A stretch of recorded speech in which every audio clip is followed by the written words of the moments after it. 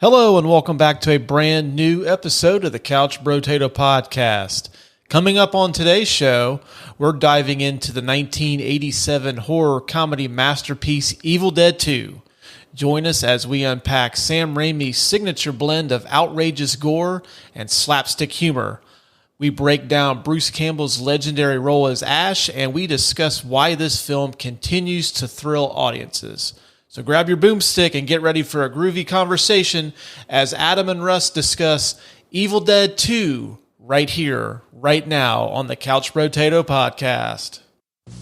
4 years ago, in this quiet forest, in this cozy cabin, something happened. Something so frightening. Something so deadly. We prayed it would never happen again. Now, from the creator of Evil Dead comes Evil Dead 2, Dead by Dawn. Now playing at a theater near you. Consult local listings.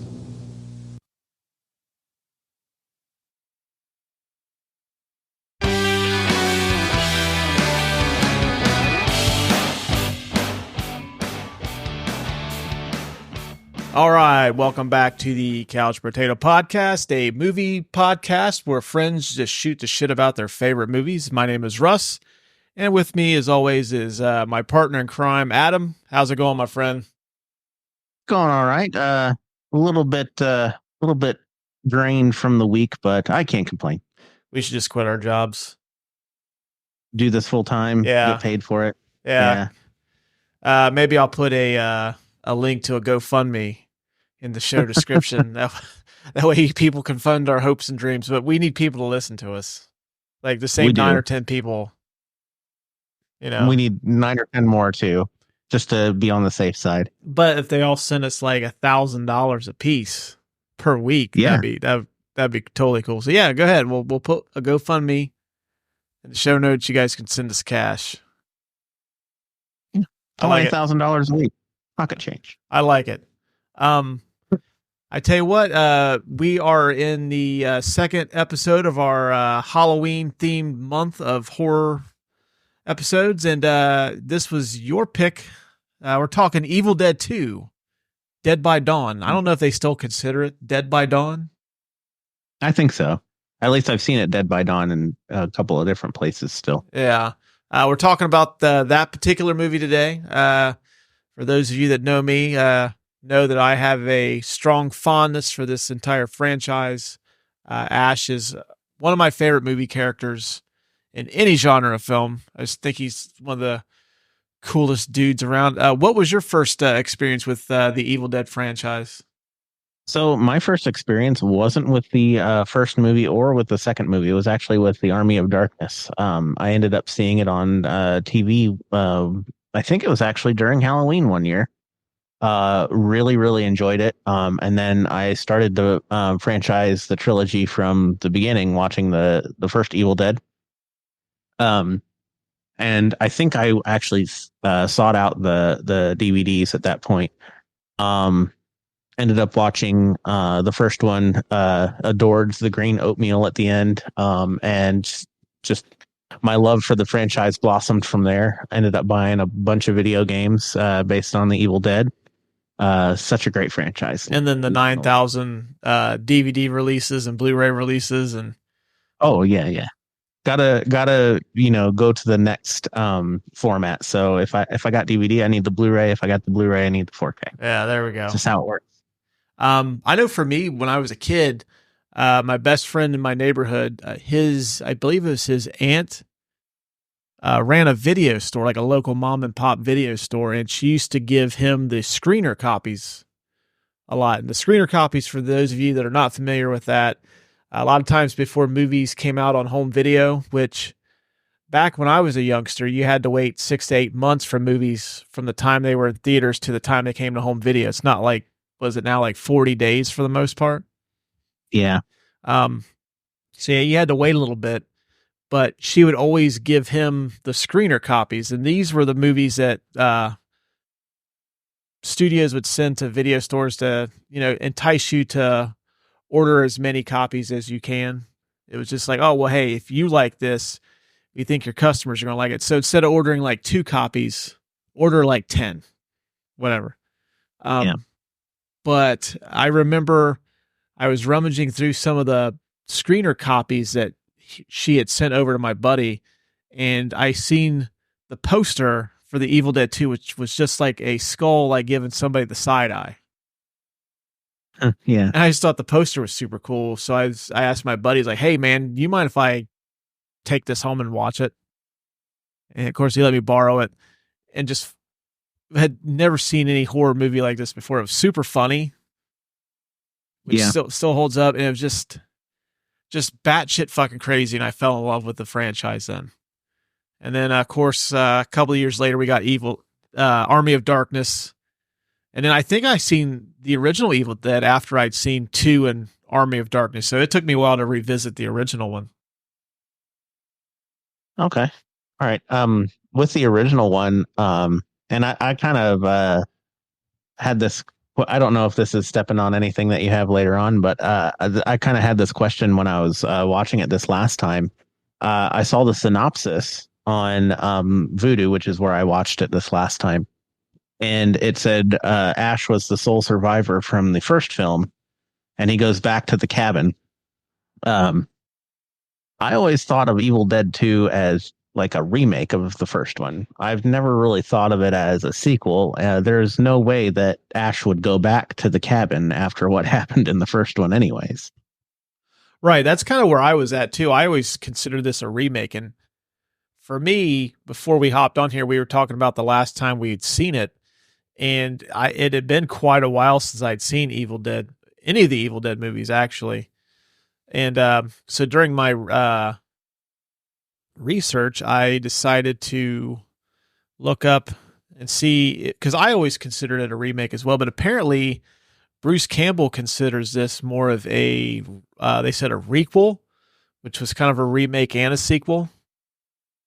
Okay. But they said that let me find the article here real quick, because apparently he had said that, because he gives an interview about this. Okay, this is on bloodydisgusting.com, which is a very cool site for horror movie fans. Let's see, Bruce Campbell. Oh, of course, it's a video article. He says it's a requel, and I guess apparently there's a certain point of the movie, and I believe it's after I think it's when he gets chased out of the cabin for the first time, once the Necronomicon gets, like, the passage gets read, and of course unleashes all hell. But apparently it's like once he gets chased out of the cabin, that's kind of when it becomes the sequel to the movie. Okay. I'll link it in the show description, the video of him explaining it. So, because I didn't want to play it and then, Yeah. because it's like a 5 or 6 minute interview. And I guess, if you or me, I would rather listen to Bruce Campbell than us talk about Evil Dead 2, because Bruce Campbell's the man.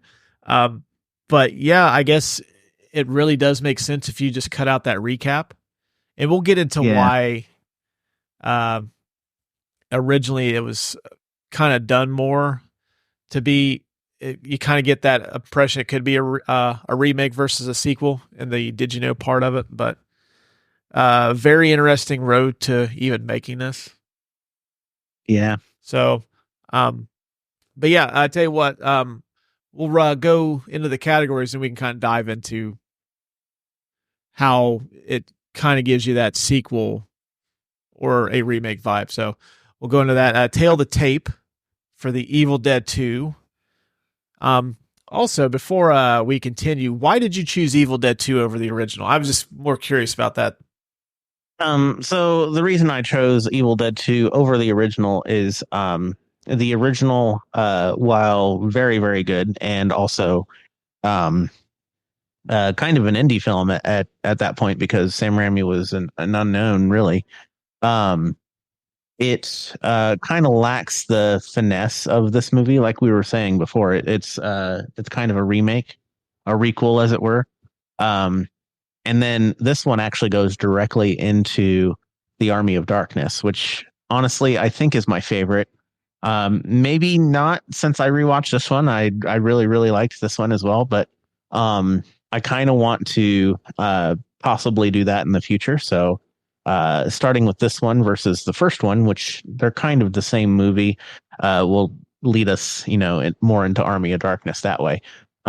I feel like Sam Raimi actually has more of his vision completed in this movie. I feel like it has more of a vibe than the first one. The first one feels a little bit more generic horror. This one actually has a little bit of his flavor in there. It's a little bit comedic at points, and it feels a little bit more fleshed out. Yeah, I think it sets the template for the rest of the series. Because, I mean, it's the Ash versus the Evil Dead television program, and then Army of Darkness. They're kind of like, that's the Ash that we all know and love. The original Ash from Evil Dead's just not quite the heroic character that we all love. Right. Yeah. But I'd agree with that, because when you said Evil Dead 2, I'm like, why don't we do the Evil Dead? Because we just ran into this a couple weeks ago when we did John Wick, we did John Wick 2, 2 years before we did the original. Yeah. I'm like, but then again, it makes more sense to do Evil Dead 2. Yeah. Because even though, like you said, it's kind of like, okay, this is what makes the Evil Dead unique is Evil Dead 2. Mm-hmm. Right. Well, in case you folks are wondering what in the fuck is the Evil Dead about, Ash, the sole survivor of the Evil Dead, returns to the same cabin in the woods and again unleashes the forces of the dead. With his girlfriend possessed by demons and his body parts running amok, Ash is forced to single-handedly battle the legions of the damned in the woods. Very foggy woods, too, I may add. Just like, yeah. Like, unless the sun is out, and then the fog goes away. Right. Tail of the tape. Obviously, this movie was released unrated, but it is rated R.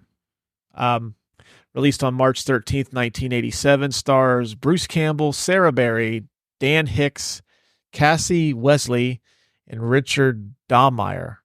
Directed by Sam Raimi. Rotten Tomatoes score of 88% from critics and 89% from audiences. The consensus: less a continuation than an outright reimagining. Sam Raimi transforms his horror tale into a comedy of terrors and arguably improves on the original formula. Box office budget of $3.5 million, grossed $5.9 million. This did not win any awards, and you can currently watch this on Shudder. Shout out to Shudder. It's almost, if you're a fan of horror, it's almost like the one app you need to subscribe to. Yeah. Very good app. You got Shudder? I've had a free, like a subscription to Shudder, like a trial period, but I don't have it anymore. The Joe Bob Briggs Last Drive-In's worth it alone. Okay. I might resubscribe. Oh yeah. Do you remember Monster Vision on TNT? Mm-hmm. Yeah. Same guy, Joe Bob Briggs, has a show called The Last Drive-In. They just show like real wacky horror movies. Okay. Cool. All right. Yeah. Cool. That to me, that's worth it alone. But then they've had some shows like Cursed Films, which is pretty good, where they go into like they talk about movies that have had like just real runs of bad luck. They did like The Crow, they did Poltergeist and the Twilight Zone movie, just where like really bad shits happened to people either on the set or after the movie was released. So very good stuff. Shudder, send me a couple bucks, man. We're like pumping you guys up right now. Yeah. I mean, all we need is a few thousand a week and we can quit our jobs. Honestly, at this point, I would just take a swag bag with like free t-shirt and that too. Yeah. T-shirt and a tote bag and maybe one of those like stainless steel coffee tumblers. I'm not super expensive. I can be had cheap. It's like the swag you find at conventions. You Yeah. have a bag of it. Send us that. Yeah. Come on, Shutter. Reach out to us. I'll have the email. You can reach out to us in the show notes. Did you know? For those of you that are new to the program, Did You Know is where we give you some fun and interesting tidbits about the behind-the-scenes production of the movie. Evil Dead 2 is the second installment in the franchise. Obviously, if you were not clued in before by the movie called Evil Dead 2, this is the second installment in the Evil Dead franchise. The franchise also includes Army of Darkness, a reboot film, Evil Dead, which is done by Fede Alvarez, which was surprisingly very, very good. Did you ever see the reboot? No, I never saw the remake. Yeah, it's really, really good. I was pleasantly surprised by it because when it comes to reboots, especially of horror movies, I'm very lukewarm to the idea because honestly, you don't really need, if it's good the first time, unless you're just touching up the special effects, you really don't need to remake it. Yeah. But I went in thinking I was going to hate it, and I really liked it. Then they also did they did the television show Ash versus Evil Dead, which was on Stars, which I think it's on Netflix now. Really? Okay. Because I know some of that old Stars programming has been making its way over to Netflix lately. They did the fifth film, Evil Dead Rise, also very good. Did you get a chance to see that one? I did not see that one either. It's a sequel to the remake, right? I believe so. Yeah. I was going to say, because that's the reason why I didn't see it. It was because I never saw the remake. Well, we share a Voodoo collection. The remake of the Evil Dead is on there. Okay. You can watch it anytime. Then there was also a musical based on the Evil Dead. Yeah, that I remember that. I'd never went to go see it. A mutual friend of ours did. I remember that. Really? I was very excited. Who was that? Jim. Oh yeah. Old ass Jim. Shout out to old ass Jim for seeing the Evil Dead musical. I don't know if it ever came around here. I don't know. It must have been in like Cincinnati or Columbus or something. I don't know. Yeah, they get all the cool shit. All we get here in old Springfield, Ohio is unwanted media attention. It's a different kind of evil. Yeah. Don't worry, folks. We got them for days. Sam Raimi decided to direct this movie after the failure of 1985's Crime Wave, which was written by Joel and Ethan Coen, which I have never seen Crime Wave. I've heard of it. But the fact that those three people were involved in the movie was that bad is just astounding to me. Yeah. The original script for the Evil Dead sequel has Ash being transported to the Middle Ages to battle the Deadites. The film was to be called Evil Dead 2, Evil Dead and the Army of Darkness. The idea was eventually scrapped because producer Dino De Laurentiis wanted the film to be similar to the original or else he would not finance it. So, of course, they made the film that they did. And then the original idea was used for the third movie, Army of Darkness. Okay. Which I'm with you. Army of Darkness is probably it's probably sacrilege, but it's between this one and Army of Darkness as my favorites. And it's very close. Yeah, I really, really like Army of Darkness. And like I said before, it had been a minute since I watched this one, but this one's really good too. So yeah. Now, if I watched Army of Darkness right after this, I'd probably change my opinion. Yeah. But hey, Army of Darkness is coming at some point to our show. So rest assured.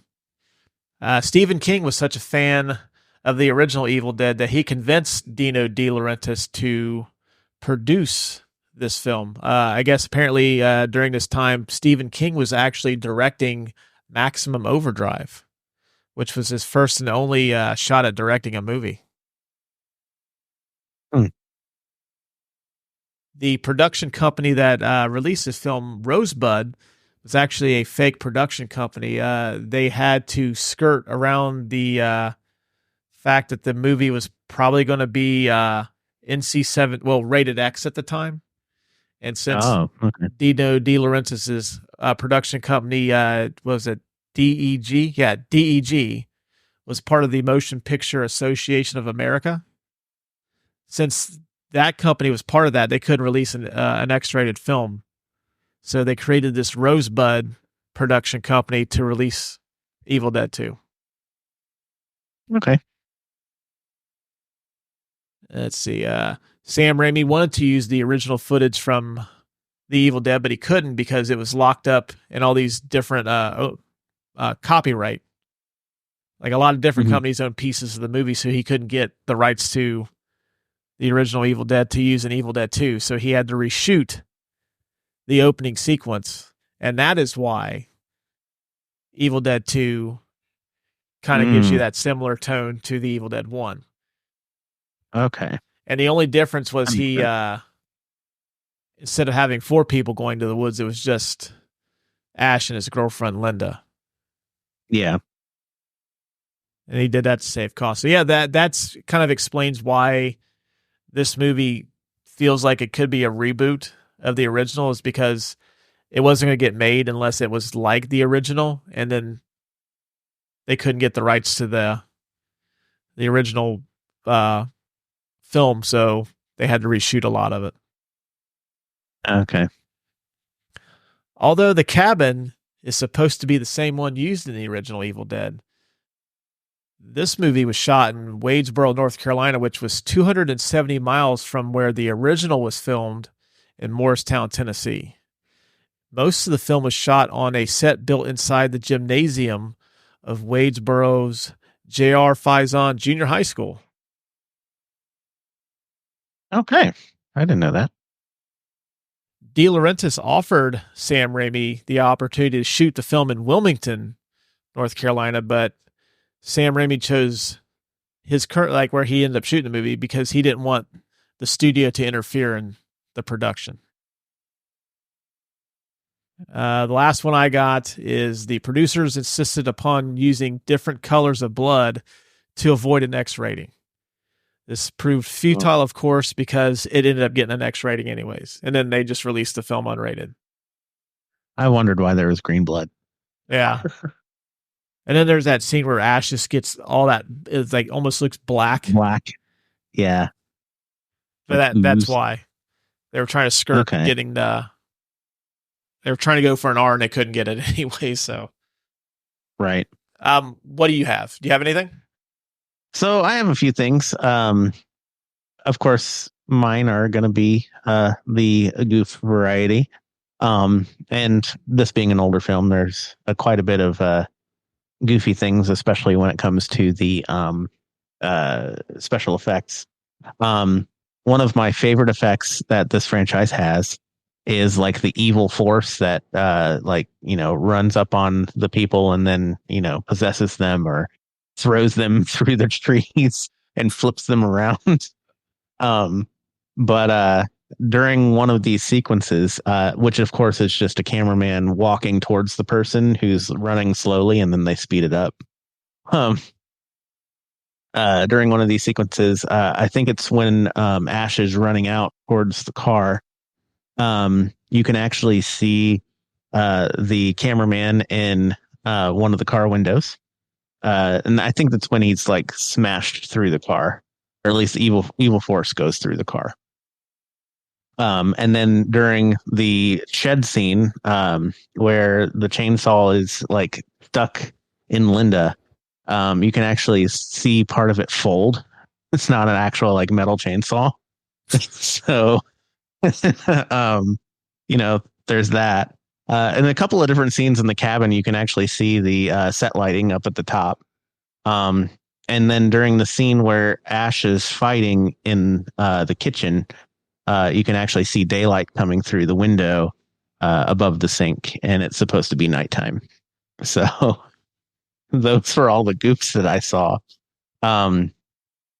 One of my favorite things. This isn't really like a fun fact, but it's a fun fact for me because it's what I always remember when I think of the Army of Darkness. So the Oldsmobile is iconic of Ash, and it it's I think it's the same one from the first movie.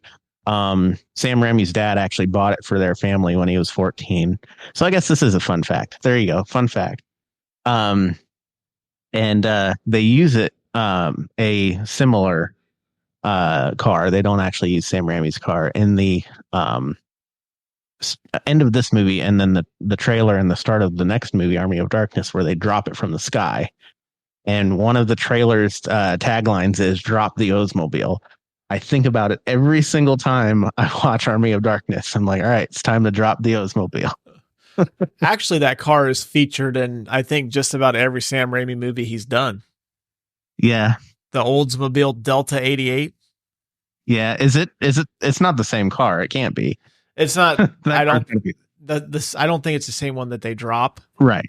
In the trailer, okay, but yeah. it's been like, it was Uncle Ben's car in Spider-Man. Oh, yeah, you're right. Yeah.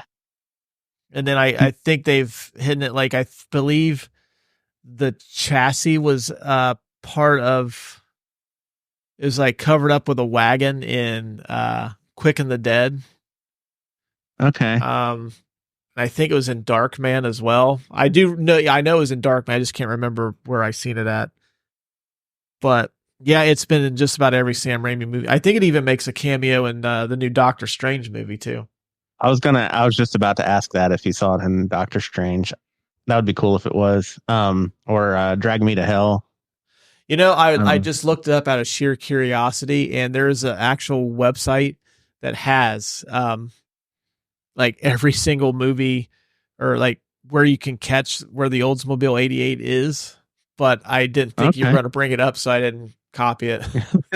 It's like the Pizza Planet truck in every Pixar movie. It's just the Oldsmobile 88. Yeah, it's the John Ratzenberger of horror. Well, aside from all those goofs and the little bit of Oldsmobile trivia, that's all I had. All right, good stuff, man. The Martin Scorsese This is Cinema Award for the best scene of the movie. I think it's pretty obvious. To me, it's got to be the building of the chainsaw hand montage. Oh yeah. Because he has a very certain style how he shoots montage scenes. It's just like a very quick shot, cut, another shot of something different.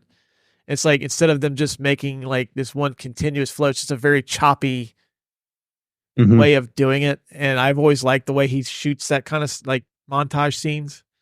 And this one's just like, okay.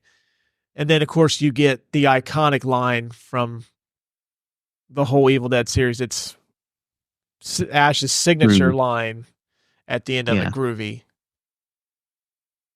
But yeah, to me, it has to be that. Although I will give an honorable mention to the scene where Ash is fighting his hand. Yeah, that's a good one. Because that is a fucking tour de force of physical comedy right there. Yeah. Oh, good. And his melodrama just plays into it too. All of his melodramatic screams and his terror and his horror. Oh yeah, his overly exaggerated cartoonish like facial expressions. Yeah. I really, really like the end of the scene where he's driving the car out to the bridge and the bridge is like torn up. And then he just screams into the sky. Yeah. And get that wide shot of him. So melodramatic. But yeah, I mean, to me, it has to be like, you know how much I've said on the show many a time. I love a montage. Yeah, so do I. I mean, this one is just perfect, especially for this movie. And like you said, you get his iconic line at the end. Yeah. Do you have any other ones that you would want to throw onto the fire there before we choose a winner? I really like the scenes where the Deadites change back into the people they once were to like trick Ash and the gang. The mom and Linda, other than that, I mean, I just like those scenes for the tension that they build. But other than that, yeah, no, I don't have any honorable mentions. Like, I just like that portion of it. I also like the scene where he's going kind of insane, where everything's laughing. Yeah. Like that. And I will give an honorable mention to that fucking deer head. Yeah, the moose, the laughing moose. Yeah, just staring at him. I did you like that too. Or yeah, no, it is a deer head. Yeah. I think it is a deer head. Yeah, you're right. But we're giving it to the chainsaw hand montage. Yes. All right. I just out of curiosity, I was just looking up to see who, what like more reputable, but movie publications would say is the best scene of the Evil Dead franchise, and that one too is generally ranked within the top 3. Yeah. The, sorry, my notes keep like shifting up to the top. Apple's really pissing me off today. It's been a shit show all day with Apple. Apple, get your shit together. And you owe me a swag bag for making our show difficult this evening. The Andy Dufresne Get Busy Living or Get Busy Dying award for the best or most quotable line from the movie. I think we kind of already gave our answer. It's got to be groovy. Groovy. Yeah. I also like Work Shed just because, I did see something, slamming her head around. I did see something where Bruce Campbell is in Escape from New York, or not Escape from New York, but Escape from LA, and they make a reference to Work Shed in that too. Nice. But I gotta go groovy just because it's his signature line. Yeah, and he says groovy's great. He says it like just so fucking cool. Yeah, he's got that like one eyebrow cocked half up, and the angle of the shot, the sweat and blood all over his face, and just groovy. Mm-hmm. Right after he sticks a chainsaw on his hand, well, the stump of his hand. Yeah, I mean, who has not wanted to do that at one point? Have a chainsaw for a hand, right? I mean, it'd make driving difficult, but I mean, if somebody cuts you off, you got a good way to pop their tires. Oh, dude, I'd launch that fucking thing at somebody. Motherfucker. It's like, hey, can you mind picking that up for me? I kind of need that back. So we're going with groovy. Yeah, obvious winner. Yeah. The next few categories were a little tough because this is a very small cast, in a self-contained environment. It's essentially, this movie takes place in a cabin in the woods. So it kind of is tough to really have too many people involved. But the McLovin Award for the best or scene-stealing performance, I am nominating Sarah Berry's Annie, simply because she's the female lead, but she's not really in the movie a ton. I think she's in it for the last 30 minutes. Yeah, she gets off the airplane and then drives to the place, and it's literally the last half hour. Yeah, and I mean, she's not simply like a damsel in distress, where she's kind of reliant. She's actually the smartest person in the room. Yeah. Plus, I don't know, she looks kind of cute with the knee-high socks. So bonus points for being kind of a horror movie babe. But I would say it'd have to be her, because you really only have what's that? Bobby Joe's the other lady, and I cannot. Jake. Okay, it's Jake. Yeah, and then her dullard boyfriend. I cannot remember. Is Jake the guy that's Bobby Sue's boyfriend, or is he the blonde-haired guy who kind of looks like a Dollar Tree William Zabka? So I think blonde guy is the boyfriend. I think his name is Ed. I don't remember. See, guys, this is what happens when you try to watch movies that, like, when you work like jobs that just wear you out and you're trying to watch a movie at 9:30 at night. To be fair, and to our credit, Annie is by far the only character that you should remember besides Ash. That's true. Even though Bobby Sue is the one that ends up getting the eyeball in the mouth. Yeah. Which that's one of the great gross out gags. Bobby Joe, sorry. I don't know why I was calling her Bobby Sue. We need to go out there and find Bobby Joe. She's probably already dead already. And at least in here, with the pages, we have a chance. Let's see. I'm looking here. Ed is her research partner, not her boyfriend. And then it's Jake and Bobby Joe. Okay. All right. But yeah, I would give it to Annie. Just because, like, she's probably the most well-written character outside of Ash in this movie. Yeah. But then the IMDb, I would probably say we'll give it to the Oldsmobile 88 because as we said earlier, it's been in other Sam Raimi movies. Well, speaking of things that have been in other Sam Raimi movies, we can give it to his brother. We can give it to Ted. He played possessed Henrietta. Yeah, that's true. Although you don't know that's Ted Raimi in that because the award is we changed the name of this. I know that guy. The Dean Winters. Where have I seen that guy before? But yeah, like you don't know it's him. That's true. You're right. So I mean, if you've seen Ted Raimi, he would get it in an absolute heartbeat. But since you don't actually see him, he's under all that prosthetic. I'd say you have to give it to the Oldsmobile 88. Okay. Which I mean, Oldsmobile 88 it is. Yeah, if you are familiar with Sam Raimi lore, yeah, I mean you've seen that car, a bunch of his stuff, as we said earlier. So, yeah.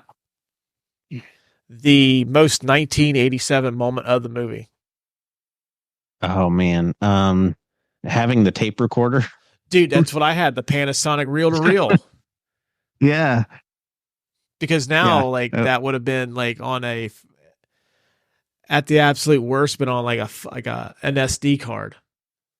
Yeah, well, I mean, even if it was made in the 90s, it would be on one of those talkback things, like the digital voice recorders, because they had the ones that ran on AA's in the 90s. So, I mean, I thought when you said that, I thought you were getting ready to say a Talk Boy. Oh, one of the toys? From Home Alone 2. Can you imagine reading like this scripture that will unleash the undead on a fucking Talk Boy? You just slow it down.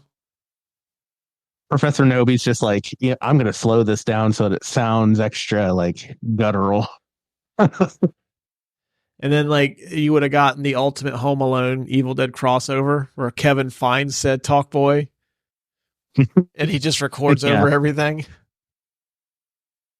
Except for get on your knees and tell me you love me. Neck 2. No. Like, oh God, Uncle Frank's just unleashed the dead. But yeah, I had that, and then the fact there's no cell phones. Yeah, no cell phones.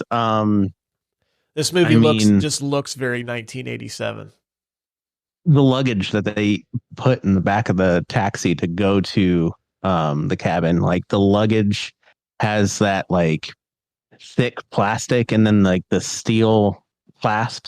You don't see that on luggage really much anymore. Yeah, and like she had a fucking like a crate, like a storage locker. Like I forget what those are. Those called those giant like box luggage things. But yeah.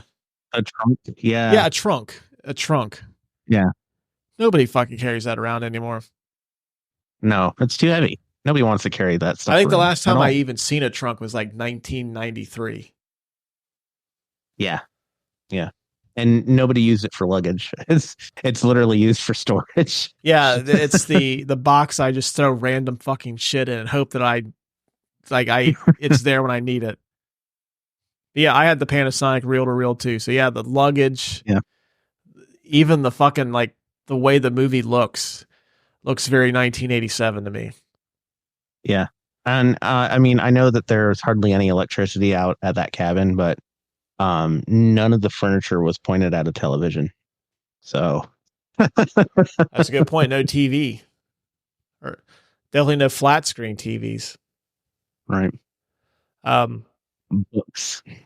This one I'm very curious to get your input on, because there's a lot that you could choose from this. But the Indiana Jones It Belongs in the Museum award for the prop that you would want for your personal collection, what would you want? I'm kind of curious to get your. So first instinct is the Oldsmobile, but we've always chosen cars, and it's just like, okay, that won't fit in my living room. It'll fit in my garage, but yeah, it's got to be something you can put like on a wall or like a shelf or something like that. I can't put like make it a car unless it's like a rare, like the fucking Batmobile, obviously would be. Yeah. I'm gonna have to go. So everybody's probably gonna pick the Necronomicon, right? I'm gonna pick the deer head, and I want the deer head with the like the white eyes, like, and their crazy smile. I want that on my wall. That's a very good one. I didn't choose the Necronomicon either because I thought that's too easy. Yeah. I chose the boomstick, the shotgun. Oh yeah, that's also the very sawed-off good. one. Yeah, it was between that and or the the chainsaw. Yeah, it was going to be that or the chainsaw for me. But yeah, I could totally, the deer head, the crazed deer head would definitely be one to have on your wall too. Yep. All great choices. The only thing I wouldn't want is that fucking piece of shit trunk that Jake has to carry around. Right. Because it's too heavy. No one fucking has trunks anymore. So it'd be a waste of space. You know, I would take it if I could transport my deer head in it. That's a good point. Yeah. Like, can I carry can I use this to transport the deer head? Because it's kind of awkward, and then like you can just contain it inside the trunk. Right. I don't care if the trunk gets damaged. I want the deer head out of the trunk, though. Yeah, I need to keep those antlers intact. You can beat the fuck out of that trunk. I don't care because no one uses this shit anymore. Right. You can throw that trunk halfway across the forest using the forces of evil, and as long as the deer head is okay, I don't care what happens to the trunk. I actually can't wait to get like an email or like an angry tweet like, sir, actually trunks are still very much in use. I have 3 of them in my home. Like, okay, cool. Or from some like, younger audience member from like some Gen Z person, like, I have one on my car. What are you talking about? Yeah. There's no need for a trunk anymore when I see shit on TV like you can store like up to 16 pairs of shoes in this like foldable, like it basically it's like it's about as thick as a coloring book, and you can like fucking like just like raise it up, and it has 16 compartments to put tennis shoes in. Like, okay, yeah, I don't need a trunk anymore. I can just use that. Yeah, way easier. All right, deer head, great choice. Boomstick, also a great choice. If this were Army of Darkness, the boomstick would have to be the obvious choice. But I'm going to give it to the deer head. Okay. Because if anything, all right, the shotgun, someone could say like, oh, is that the shotgun from Terminator 2? Or was that from like some Western? That deer head is you're like, oh, that's the Evil Dead deer. Yeah. Yeah, very recognizable. How did you accumulate said deer head? Well, here's the thing. I stole the trunk. It was inside the trunk. I've got the trunk right over. It's sitting in my garage. No one wants it because people don't fucking use trunks anymore. Do you want a trunk? We're going to beat this joke like a dead deer. Exactly. And this is the point of the episode where everyone's shut it off. Now it's like, okay, guys, enough with the fucking trunk. The John Williams Award for the best use of music in the movie. I chose, because this really isn't a movie with a lot of music in it, but I chose the Hush Little Baby Lullaby that is sang by Henrietta and then Annie later on in the movie. Very nice. I like that. very creepy. Like Hush Little Baby is a calming song in certain points, but when you're singing it in the middle of the woods with an evil possessive force or surrounding your cabin, very creepy. Um, Well, I think like it because it kind of gives Annie some semblance, like, okay, like my mom is still down there, and she almost gets Annie to come down to the basement. Yeah, that's true. And then at the end, Annie uses it to distract Henrietta, so they could take her out. Yeah, that makes sense. Very good use of music for sure. I think mine would have to be the piano ballad that's played at the beginning and then played again by the evil forces in the middle of the movie by itself. If for nothing else, the simple fact that it was played on a rickety old, probably 1950s upright piano, and that thing sounded like a grand piano. And I know that he wasn't actually playing it and it was dubbed over, but just based on the fact that it was a 1950s upright, that sounded like a grand piano. Well, my two questions are, one is, why is there a piano in a fucking cabin in the woods? And how the fuck do you know the difference between an upright and a grand piano? It sounds the way it sounds. The way he was playing sounded like it was one of those grand pianos set on a soundstage. And uprights, you can actually hear them reverberate a little bit more. They sound, if you have a really good in tune one, you can get it sounding really great, but they don't have like the vibrato on each note like the grand piano does, because it has a smaller space to vibrate in. Oh, so what you're saying is, like, it sounds like Liberace's playing inside the cabin. And I'm probably dating myself. Like, probably 99% of the people listening to this have no idea who I even am talking about. Just look up Liberace. He's a fucking world-renowned piano player. Yeah. And just a fashion icon. He's right. he is the epitome of like 80s Vegas tackiness. I mean, yeah. Plus very skilled that's musician. an apt description. Yeah. But I'm willing to give it to the lullaby because it actually drives the plot more than the ballad at the beginning. All right. Fair enough. But yeah, I just thought it was kind of a creepy, like you said, it's supposed to be a very calming song to get, like, you know, calm a baby or a very young child down. And instead it's, I'm trying to get you down here so I can kill you. Yeah. The Hall of Fame award for career achievement in film. Sam Raimi. Honestly, this is his breakout film. So if you say Sam Raimi, I'm going to think Evil Dead. So I'm going to say yes, but only because it's Evil Dead 2. It's the better one of the first and second, in my opinion. And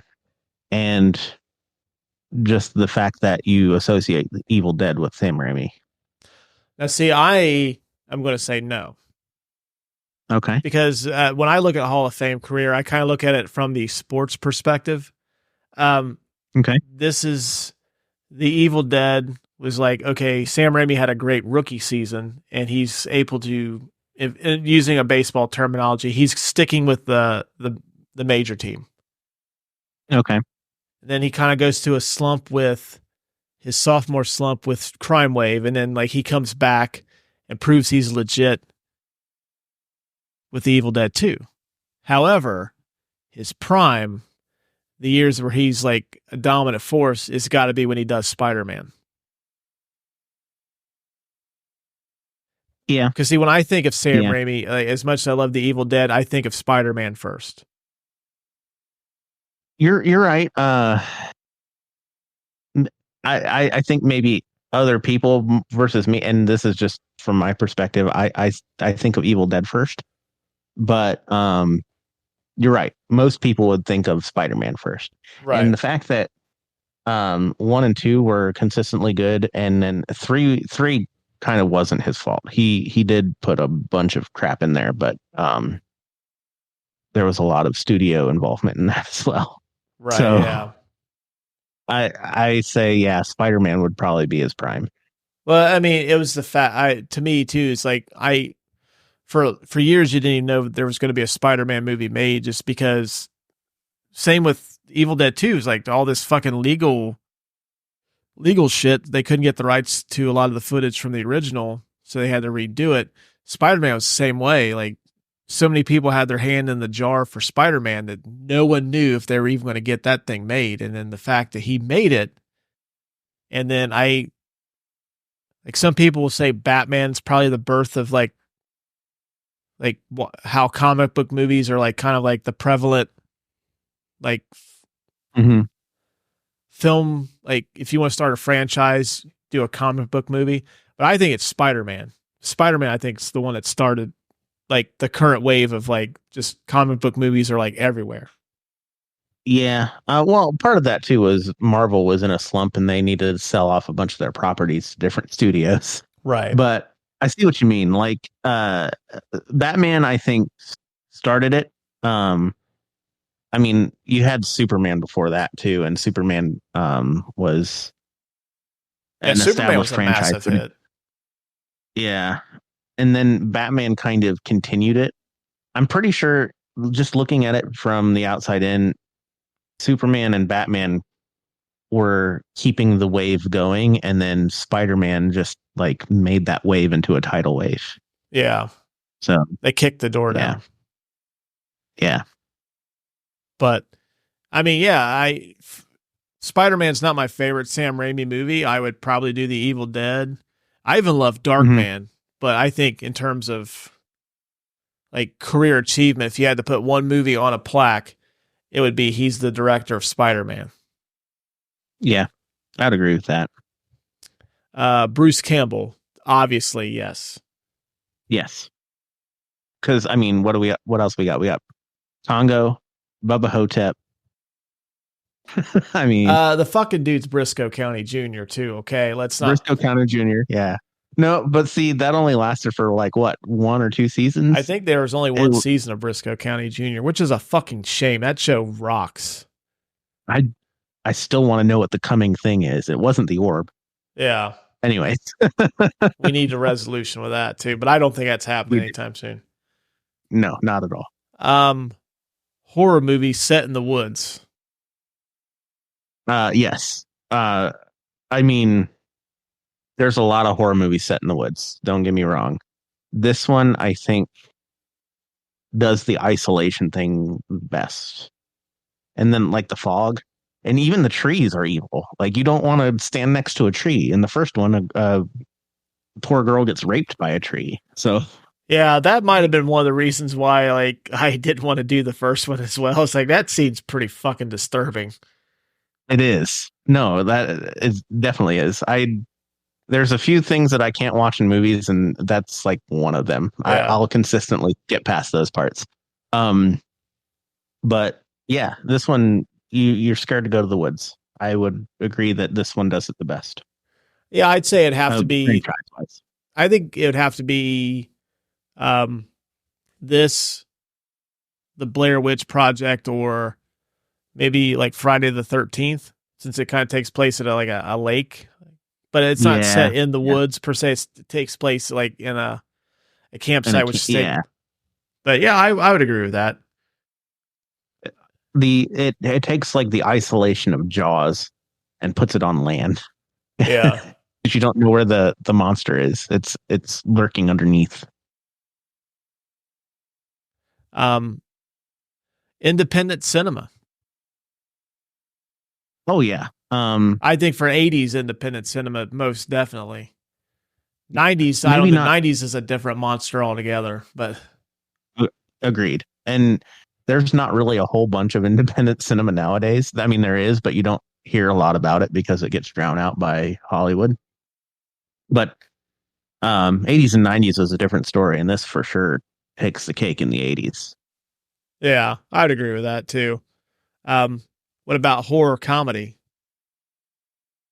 Uh, it's the masterclass in horror comedy. I think Sam Raimi is the king of horror comedy. And yeah, Army of Darkness is better than this one though. So I maybe think not. though without this one though, you don't get like I think my two favorite horror comedies are this and Shaun of the Dead. And I don't think you get Shaun of the Dead without Right. without this movie showing like, hey, you can actually do this, you can do it well. I mean, I'm sure there's tons of other movies I'm probably missing. We're also recording this at like almost 10:30 at night, so the brain's not working at maximum capacity. But I think this is like the Zombieland. Yeah, Zombieland. That's another good one too. I don't think it's quite as good as Shaun of the Dead, but still a good one. Yeah. But yeah, I think horror comedy. It's gotta be up there.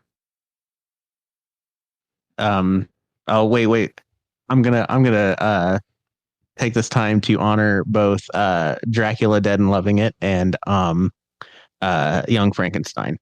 They're not necessarily like the same kind of horror comedy, but they're some of my favorite movies. So honorable mention to those. Young Frankenstein, definitely. Dracula Dead and Loving It, not so much. To me, that's when Mel Brooks is like, okay, it might be time to hang it up, Mel. Okay, all right. Everybody's entitled to their opinion. That's true. To me, Mel Brooks can do no wrong. And to me, he could do no wrong up until after Robin Hood Men in Tights, and it's like, you're doing this all wrong. Final category, the Finding Forrester You're the Man Now Dog Award for the biggest life lesson taken from this movie. Mine's very simple. If you rent a cabin for the weekend and you see a book that looks like the Necronomicon, or it might unleash some kind of hellish like nightmare, just don't fuck with it. Just leave it alone. Yeah.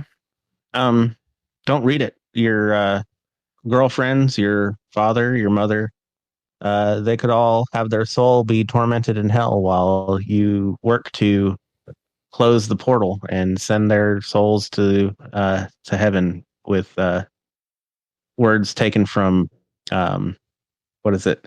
Sklatu Verata Nikto from They the Earth Stood Still. No, I pretty much, when I was talking to my wife Jen earlier about this movie, because she was asking me what episode we were doing next, and I said this, and I was just talking about how like the biggest life lesson from this movie is like not to fuck around with a Book of the Dead. If her and I were in a cabin in the woods, I guarantee it, she'd be the one that would fucking read it and unleash. Oh, I mean, I don't think Jenna would read it. My daughter Madison, she'd probably read it.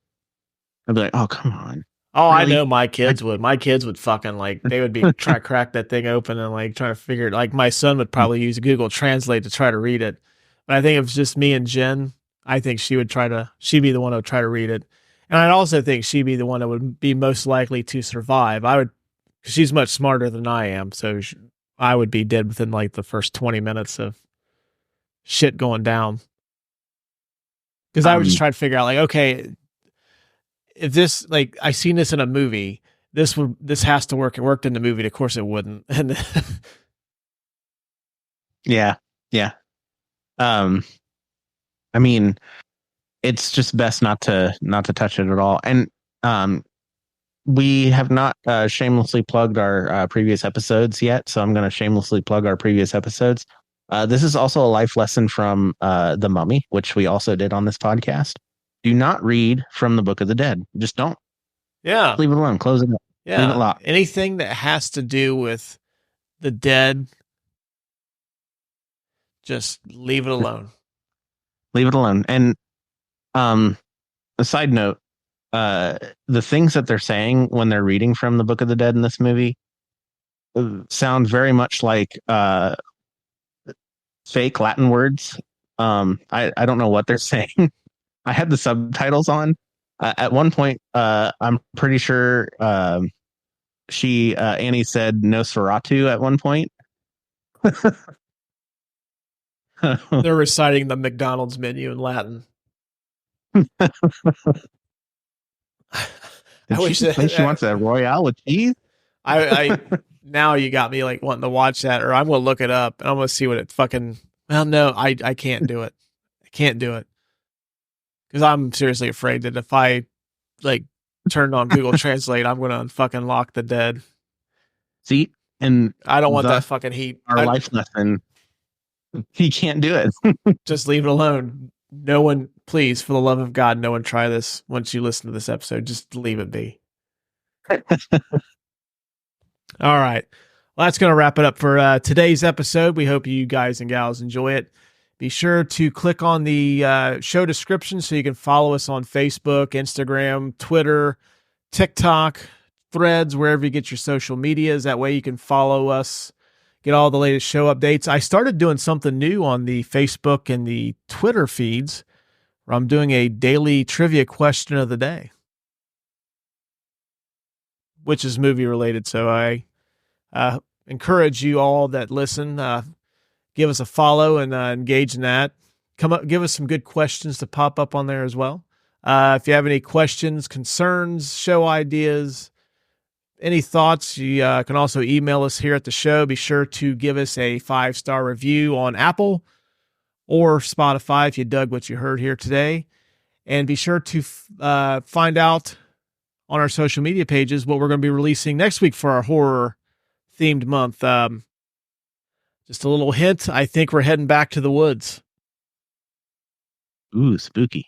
Yeah, spooky stuff. So be sure to follow us so you can find out exactly what we're dropping next week. So until then, we will talk to you guys and gals later.